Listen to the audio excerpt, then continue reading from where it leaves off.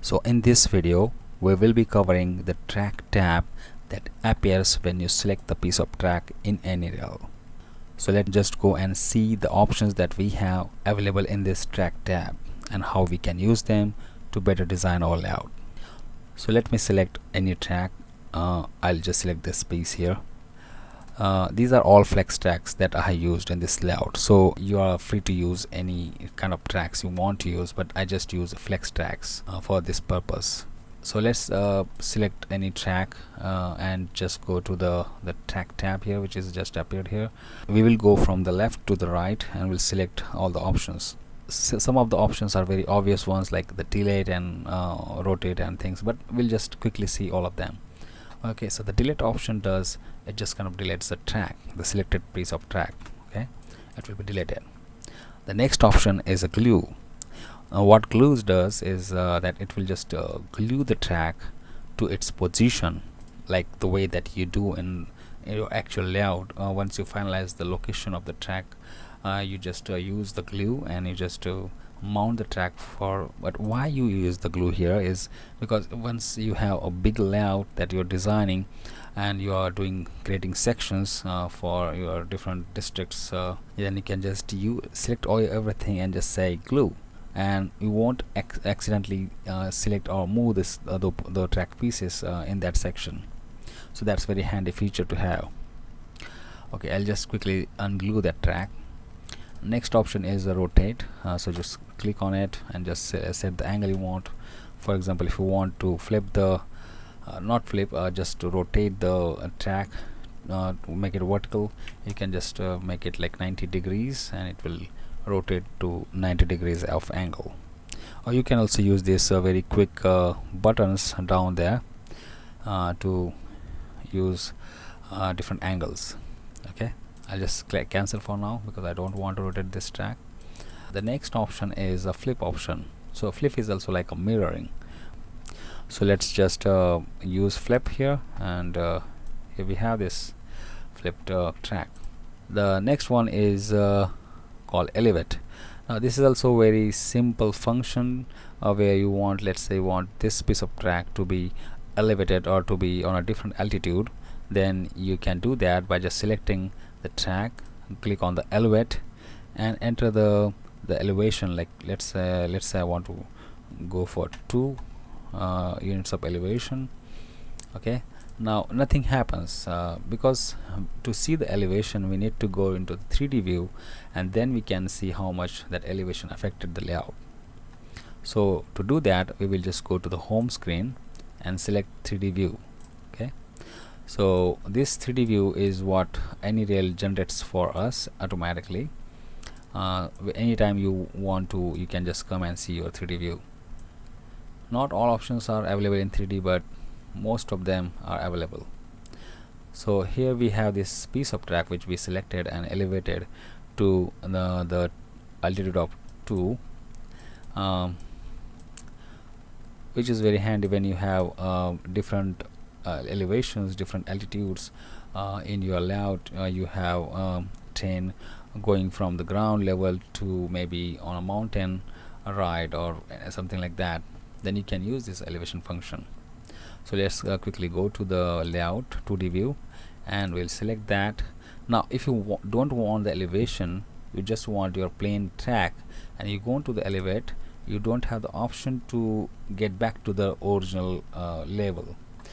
To do that, what you need to do is just select the track base and set the height. Click on the set height button. If you remember, you selected that 2 elevation when we elevated the track, and now that is what you see here. So now from here we can just say 0, and now if we go to the 3D view, the elevation is gone.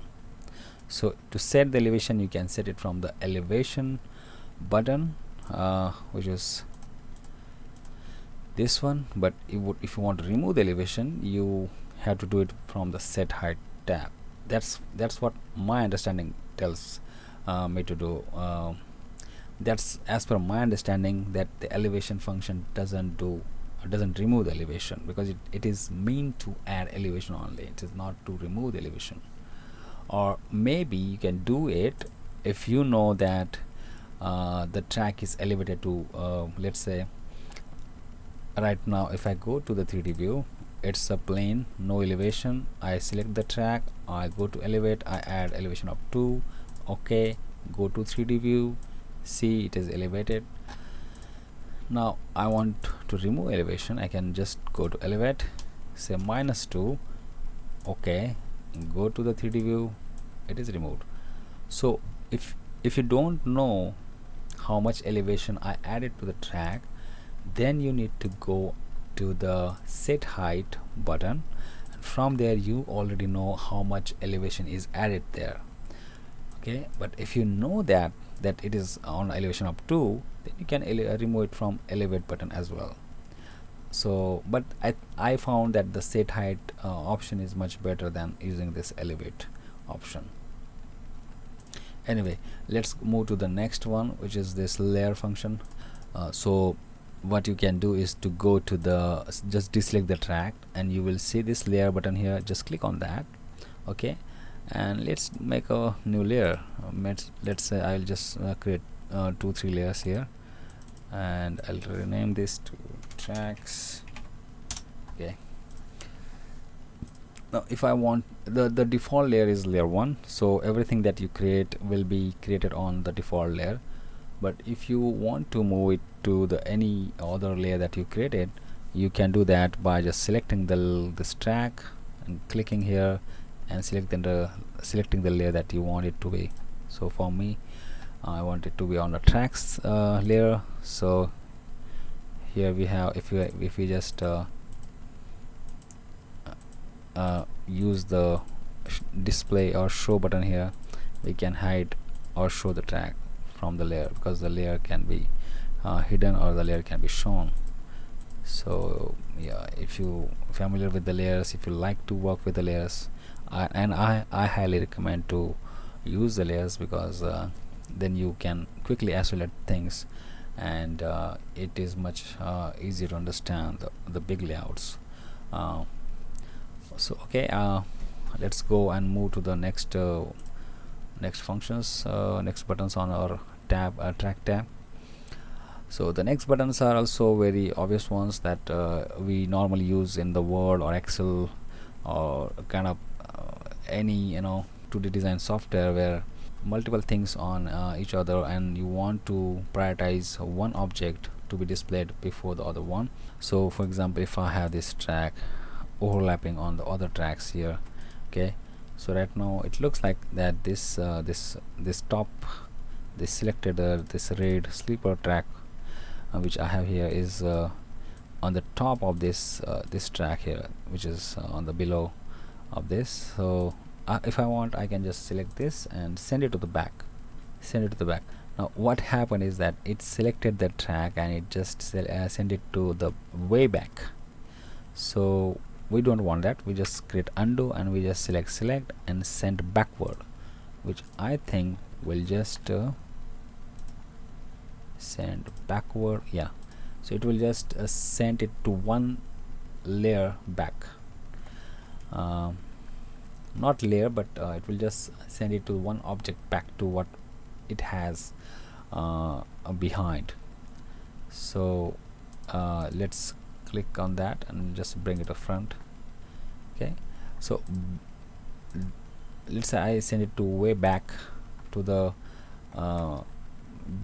behind this ground, and I can just select it and bring forward, which will bring it forward, but not all the way. It will just bring it forward one object.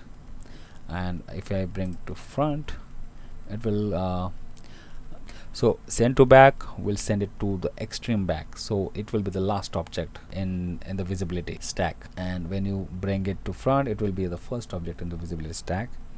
And the send backward and send forward will do it by one object. Okay, so I think that's clear. So let's go to the next option, which is these 4 options. Now these 4 options are very interesting, and to demonstrate them, what I'll do is I'll just select this piece of track here. Now what happens is, when you're creating the track, it is generally created as a standard track. That means the track is running on a plain ground. Okay, But let's say you want to have a tunnel in your layout, or you have a mountain or a hill area where the train is going below that mountain, within the tunnel. For that kind of stuff, what you can do is like you can tell the Anyrail that this piece of track is going from the tunnel, and to do that you just need to select that piece of track. Let's say I want to select these two tracks, and I'll just click on the hidden. Okay, and what it will do in your 2D design is that it will just place this hidden line underneath the track to indicate that it is a hidden track, and it will also add these two tunnel portals on each end to show that this track is going to be hidden. But to see really how that hidden works, we have to go to 3D view. So we'll go to 3D view, and you will see that Anyrail has created this elevation for us so that it can add these tunnels and create this tunnel for the selected track pieces. Let's say you have a river in your layout and you want to have the bridge crossing that river, so we can also do that. Let's say we have a kind of river which is maybe flowing between these two tracks, so we'll just select the track and set it to the bridge here. Okay, so once you set it to the bridge, it will also in 2D drawing add this bridge symbol to the track, so you know that it's a bridge going around. And just go to the 3D view to see the bridge. Is there a bridge? Well, the bridge is not there because there is no elevation change. So to do that, we'll just remove this bridge from bridge to standard, and we have to first add elevation. So for that we need to first, to understand these, we will just first do this elevation section, and then we will return back to the bridge. Okay, do one thing, we will remove the hidden track or the tunnels, and we'll do the elevation change here. So this track is on the elevation of 2. Okay, and then we have this track also on the elevation of 2. Okay, so if you go to 3D view now, we can see that we have these 3 track pieces on the same elevation. But let's say if I want if I don't want this to be on a elevation, but instead I want to have a river here, so then what I can do is that I will just select that piece of track and say it is a bridge. So once you click on a bridge, you have the bridge symbol on the track, and if you go to 3D view, yeah, here we have the bridge. Okay, so it is that straightforward. You need to have elevation change in order to see the bridge. If you do it on the ground level, no, you will not see the bridge happening in 3D view. So let's go back to the 2D view, and there's another option, which is this one, which is called embankment. To be frank, I don't really know what this option does. What I have observed, that what it does is that it creates this very steep slopes for the tracks that are elevated. So instead of having the gradual slope, it will create the steep slopes. If I see this elevation on for this piece of track, if I go to 3D view, you will see you can see this this slope happening here, which is very gradual, not that's very steep slope. But once I change this from a standard slope to the embankment, let's do that. Click the track and set it to embankment. Sorry, I call it embankment, it's embankment. So click on embankment and just go to deselect everything and go to 3D view. Now you see it changed that to very steep slope. So that's maybe what embankment means. Okay, so this one is a standard one, and from this to this straight piece of track, now we call it as embankment. Okay, so next we have So we just covered all these four aspects. The standard is the default one. So when you have a track on a ground, it is a standard track. When you have track under the tunnel or under the mountain or hill area, it is called hidden. So the hidden means the tunnel, standard means on the ground, embankment means it is elevated with the steep slope, and when it is standard, it has a very gradual slope. The bridge is again a simple bridge that is created when you have two pieces of track on the same elevation, or at least the elevation which is above the ground. It doesn't need to be of same elevation, it can be on different elevation or different altitudes, but it has to be at least above the ground.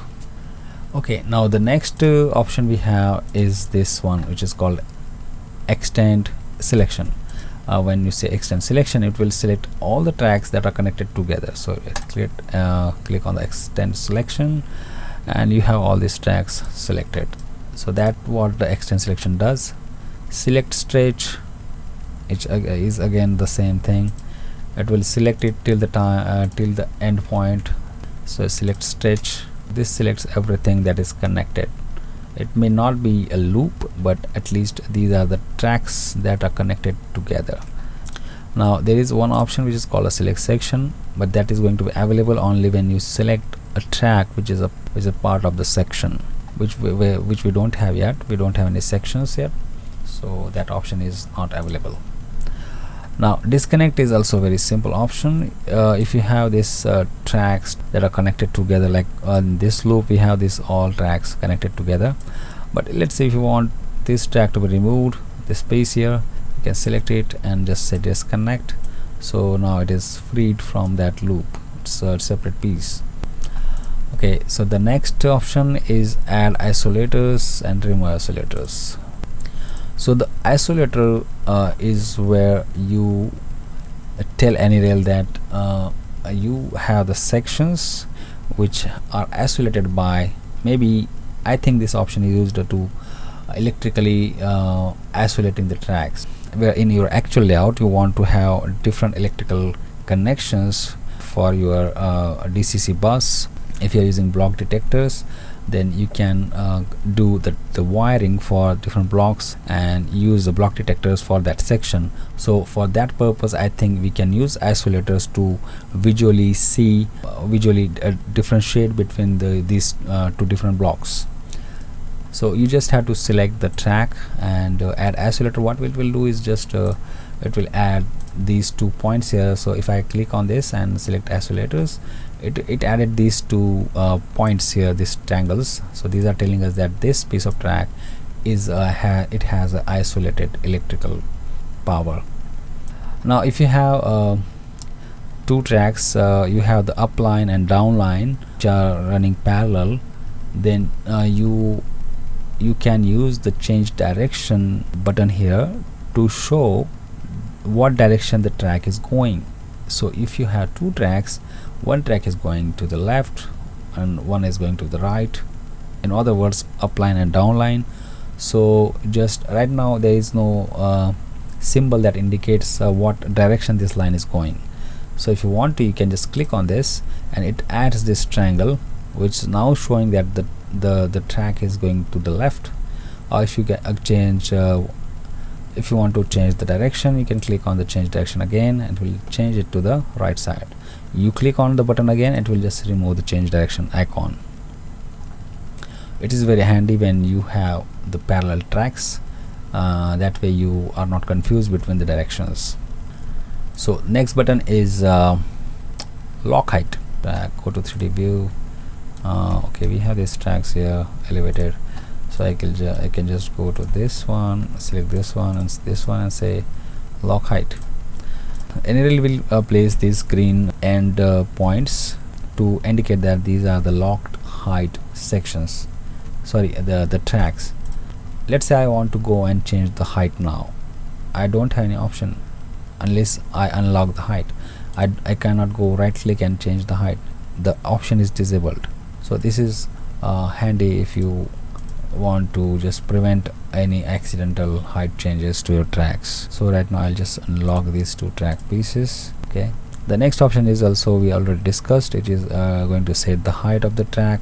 It will elevate the track, but what it can do is that it can also elevate the points, not the entire track. So if you want to elevate from, let's say, only from this point and not total track, then you can do that. Let me just see. Okay, we click on this button, set right click and set height. So this is already on the elevation of 2, so we'll just click it and say it is elevation 0. So go to 3D view and see we have this elevation ending where we just set it to 0. So that's very useful option to have, to set height of points, height of the tracks, height of all the objects that are selected. We can also select the multiple tracks and select their heights, so that's what we can also do. Now the next option is smooth slope. So these next few options are going to be only available for the flex tracks.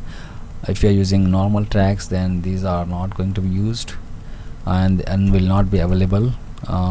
So let's say for the flex track I want to have a smooth slope. So smooth slope will be used when you are using slopes, you are using different heights, and you want to make sure that the slope is not steep. So you don't want, let's say your track is going at the slope of 2 and then suddenly it starts to slope from this point.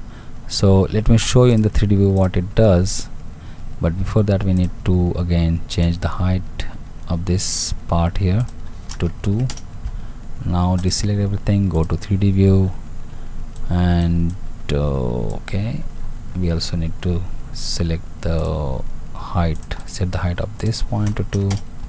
Okay, so now when you go to 3D view, you can see that at this point the height change is very sudden. Okay, it has to be gradual, and for that what we need to do is to go and select the track that we set height to, and then any track on any hand which is going to maybe going ramping down. So I select this one, I shift select this one, and then I have this option available which is a smooth slope.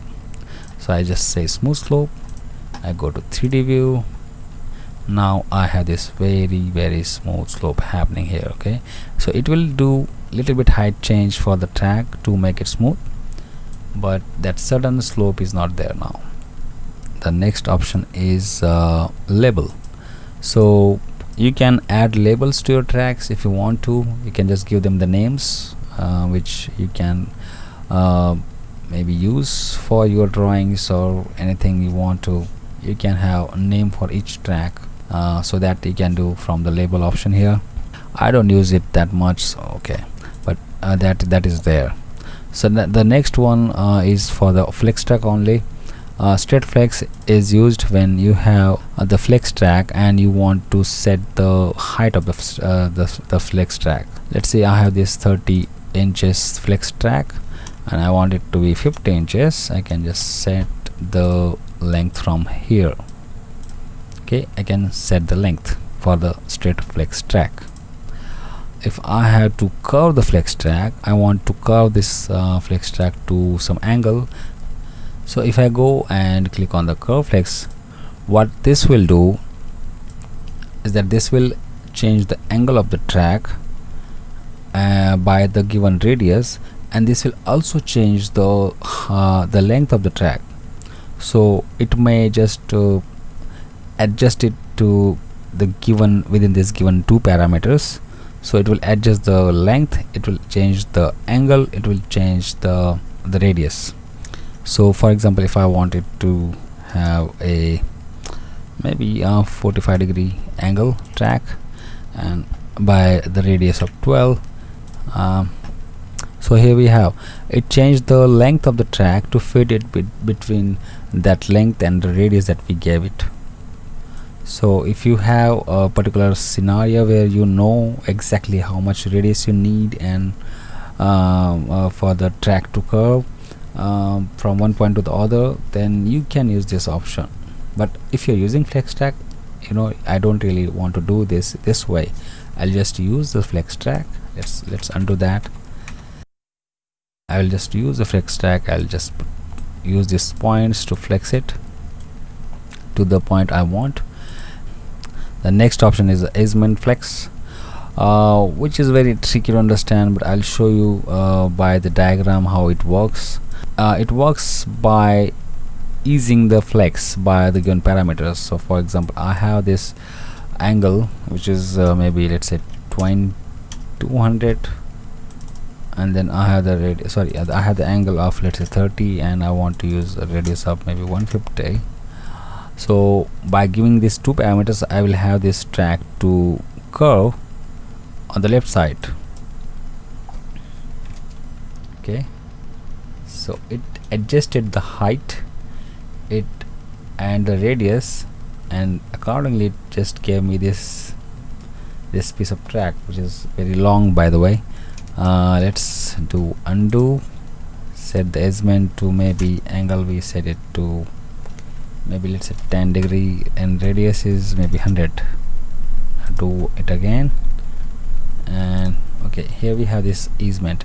So I'll show you the diagram. What it does is that we have this circle with the radius, and we have this angle, and by the point from where we are easing will be the other end of the track. So that end point will be treated as the fixed point, and then from there we will have this radius which we entered, and then the angle which we also entered, and then we, by tailing left, is what we are saying is that do it on the upside of the track. It depends on how your track is positioned. You can just use right or left by seeing how it behaves and what direction you really need this. But you just have to try and use that option, or if you don't want to use it, you can just use the flex track, connect the points of the two tracks, and just use the ease function of the flex track to ease all the hard or tighter bounds. So for example, I have this track which is, let's say, very tighter here. I'll just click this, and there is another an option, which is our next option, which is smooth flex. So click it, and it will just try to smoothen the flex that we have to little bit a relaxed state. The freeze flex is also there, which is going to just freeze the flex length function, so you will not be able to change the length of the flex track. It just kind of freezes there. So if you go to track libraries and you have this flex track, which is I have here, let's say I have this flex track which is having a, if I click on the straight flex, I will know that it is a 30 inches track. So normally when you use the flex track, you can change its length according to your needs. Okay, but for any reason you don't want it to do that, you just select the track and say freeze flex, and this will freeze that option to change the length. So it is freezed. Unless you unfreeze it, you will not be able to do that. So let's unfreeze it for now, and there we have our flex track, the normal flex track. The next option is very handy and useful if you have two lines going. So you have up and down lines, and you want to have these two lines perfectly aligned to each other, then you can use this next option, which is called add parallel flex. And what it does is that it adds the parallel line to the existing line. So if I selected this track, I use the distance of 1, I want it to be above or this track, and then I have the same duplicate track on the top side. So this is very handy when you want to use your already designed layout and create the second line, the up line or down line, which just goes parallel with the existing one. So the next option is called section. So what is a section is just a isolated area of tracks connected together. So as I already told you in this video, that when you are using a DCC layout and you are using occupancy detection, block detection, then you need to have different sections, different part of the tracks connected through block detection sensors in order to detect the train. And for that you need the isolators between these sections to electrically isolate them. And to do the same thing in Anyrail, what we do is that we first define the section as one block.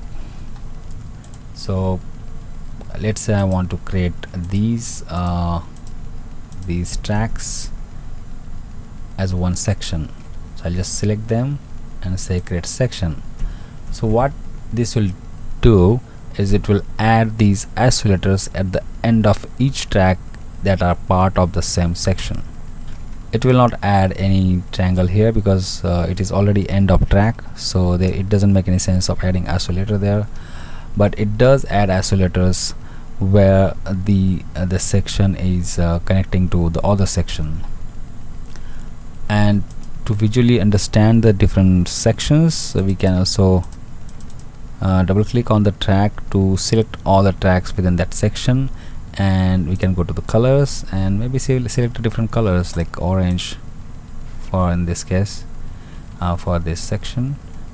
Maybe we create another section here. This is another section. I just create a section.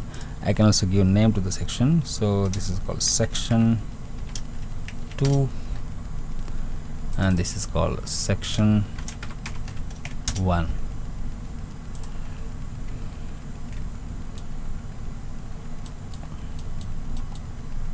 So you can also see name on the sections, like in this case we see section 2 and here we see section 1.